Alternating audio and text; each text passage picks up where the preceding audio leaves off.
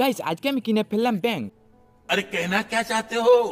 Sorry power bank. কিনেই যখন নিয়েছি তাহলে আনবক্সিংটা করে ফেলি। আমাদের প্রথমেই বেরিয়ে যাচ্ছে খাপের ভেতর খাপ, তারপরে কিছু ম্যানুয়াল ও ওয়ারেন্টি কার্ড পেয়ে যাচ্ছি, তারপর একটা টাইপ সি কেবল পেয়ে যাচ্ছি। এবারে আসছে আমাদের মেন জিনিস। এই পাওয়ার ব্যাংকটা আমি ফ্লিপকার্ট থেকে 1100 টাকা দিয়ে কিনেছি। আমি যদি আজ 400 টাকা লাগাতাম তাহলে আমি ডবল পাওয়ার ব্যাংক পেতাম, কারণ এটা 10,000-এর ব্যাটারি 1100 টাকা নিয়েছে, আর ওখানে 20,000-এর ব্যাটারি 1499 টাকা নিচ্ছে। দুটোর মধ্যে সেম ফিচার্স থাকে।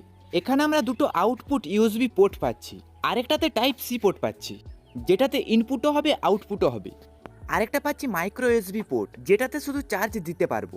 এটা এক্সট্রা ভাবে দেওয়া থাকে। সাইডে একটা পাওয়ার বাটন আছে যেটাতে আমরা চার্জ দেখতে পারবো, এবং ডবল ক্লিকে আমরা চার্জ বন্ধ করতেও পারবো। আর এখানে আমরা 3টে ডিভাইস একসাথে চার্জ করতে পারবো। এই পাওয়ার ব্যাংকের ব্যাটারিতে চার্জ হতে সময় লাগে 4 ঘন্টা, আর ডিভাইস চার্জিং এর জন্য 22 ওয়াটের ফাস্ট চার্জিং দেওয়া আছে।